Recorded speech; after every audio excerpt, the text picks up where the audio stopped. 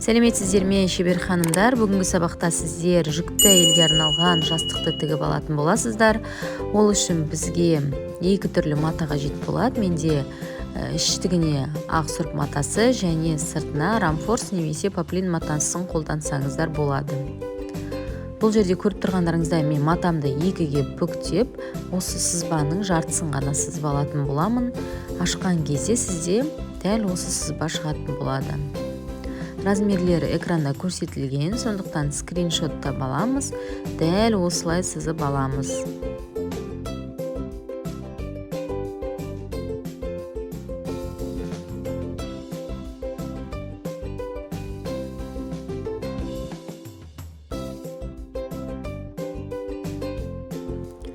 Барлығын сызып болғасын, қазір қиятын кезде мен осы қиятын жерлерін қара маркермен белгілеп шығамын.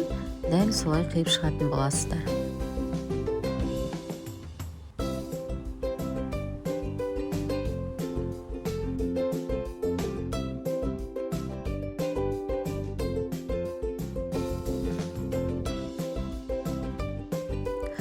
Мінекей біз қиып дайындап алғасын, дәл бізде ақ матамыздан 2 дана қажет болады және принті бар матамыздан 2 дана қажет болады.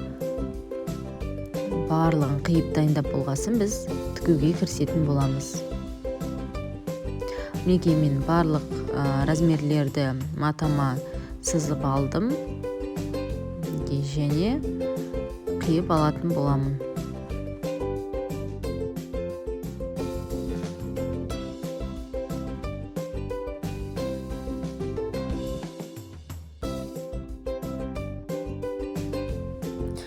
Мен инемен түйреп алдында қиып алдым. Енді қалған матасын дәл солай екіге бүктеп, осы дайын тұрған размерімді үстіне қойып, қиып шығатын боламын.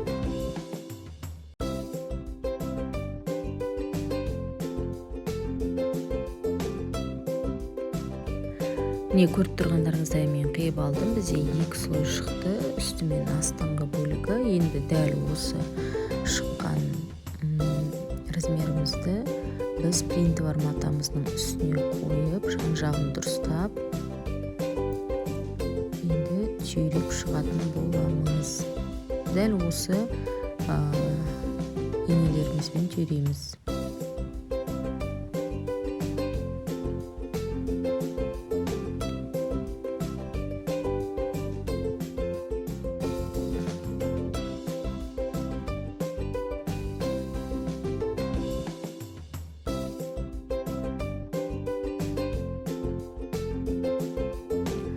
Барлық жерін түйреп алғасын, біз 1 сантиметр тігіске қалдырып, қиып шығатын боламыз.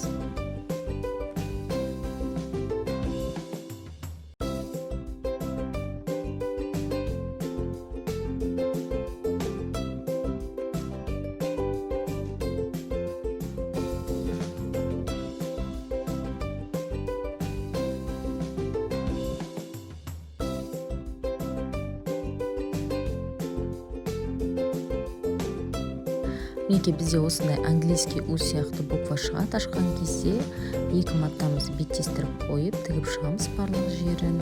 Тек осы ғана жерін тікпей алып қаламыз, где-то 20 сантиметрдей жерді. Одан кейін біз принті бар матамызды да дәл солай беттестіріп қойып, тігіп шығамыз. Жоғары жағынан орын тастап кетеміз, 45 сантиметрдей замок тігілетін болады ол жерге. Енді мен принті бар матамнан бастаймын тігіп.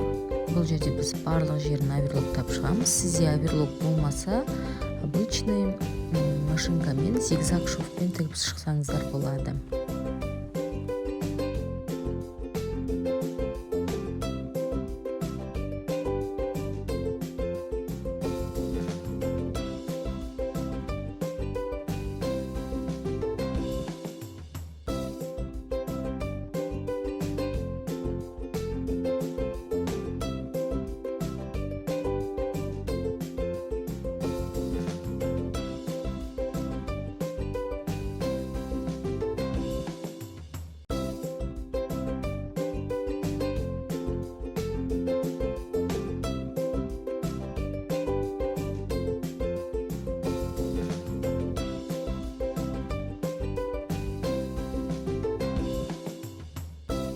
мінекей ақ сүріп матамызды беттестіріп қойып алып, закрепка беріп, айналдырып тігіп шығамыз. Анаға 20 сантиметр жерімізді тастап кетеміз.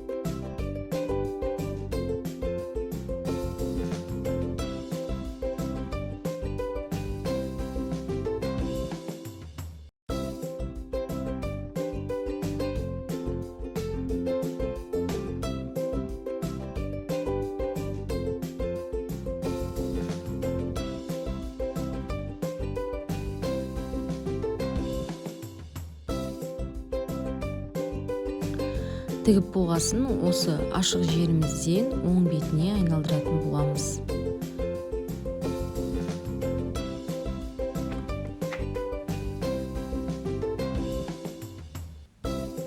Енді біз принті бар матамызды беттестіріп қойып, айналдырып тігіп аламыз.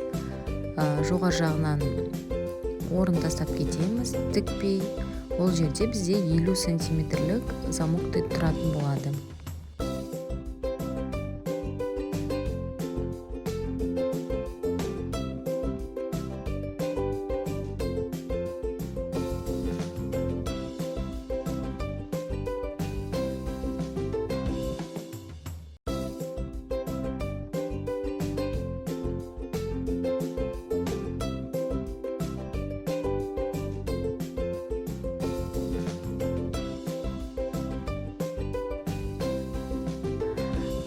Шеберхандар, егерде сізде осындай этикетка болса, ортасына тігіп жүрсеңіздер болады. Мен этикеткамды екіге бүктеп, үш жағына салып, тігіп жүретін болам. Бұл жерде өте әдемі болып шығады, аяқ жағына тіксеңіздер.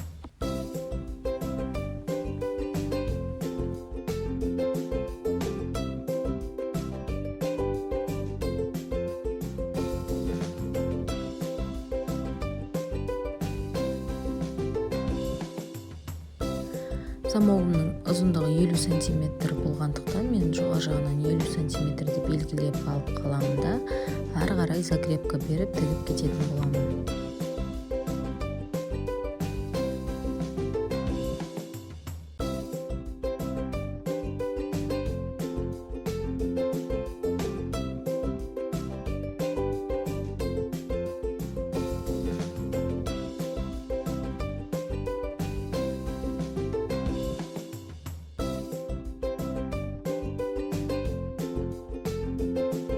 Мінекей ақ матамызға біз ашық жерінен холофайбер салатын боламыз, ал принті бар матамызға біз жоғар жағынан замок тігіп аламыз. Мінекей замогымызды ашып, тісін іш жаққа қаратып, закрепка беріп тігіп шығамыз. Мен алдын ала машинкамның лапкасын ауыстырып алдым, замокный лапкаге.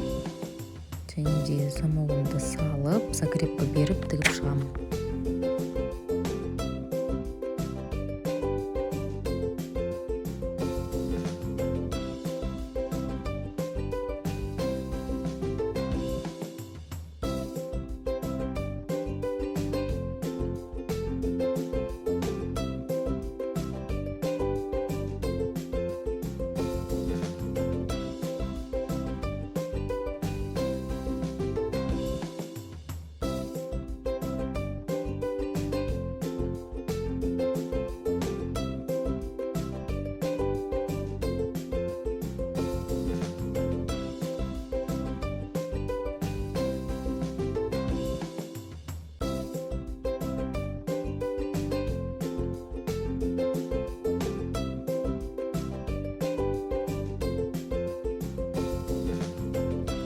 Екінші замогымызды да дұрыстап беттестіріп қойып, бірдей қылып алып, менде бірдей шықты, түйелеп шығып, дәл солай тігіп шығамыз.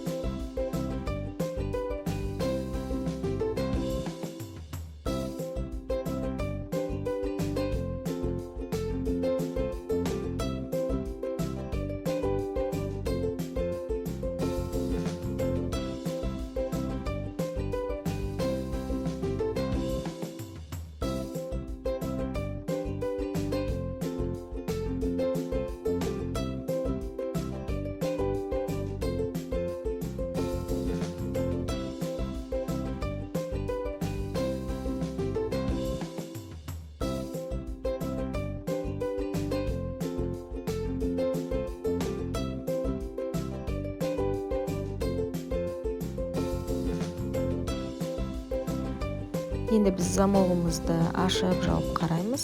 Өте әдемі тігілген. Жақсы ашылады және жақсы жабылып тұр. Ақ матамыздың ішіне холофайбер салып шығамыз. Менде 3 килограмм холофайбер кетті. Дәл осы видеодағыдай барлық холофайберді толтырып салып шығамыз.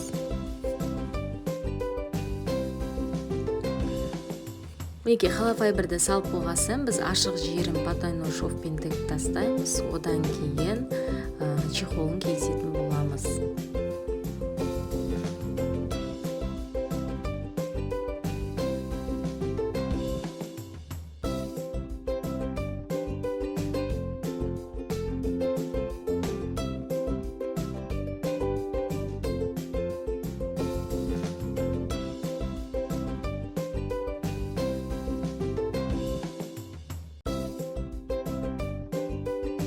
Мінекей біздің подушкамыз да өз мәресіне жетті, дайын болды. Видеоны әрине лайк басып комментарий қалдыруға ұмытпаңыздар. Біз әр вторник, четверг, суббота жаңа видеолар шығып тұрады.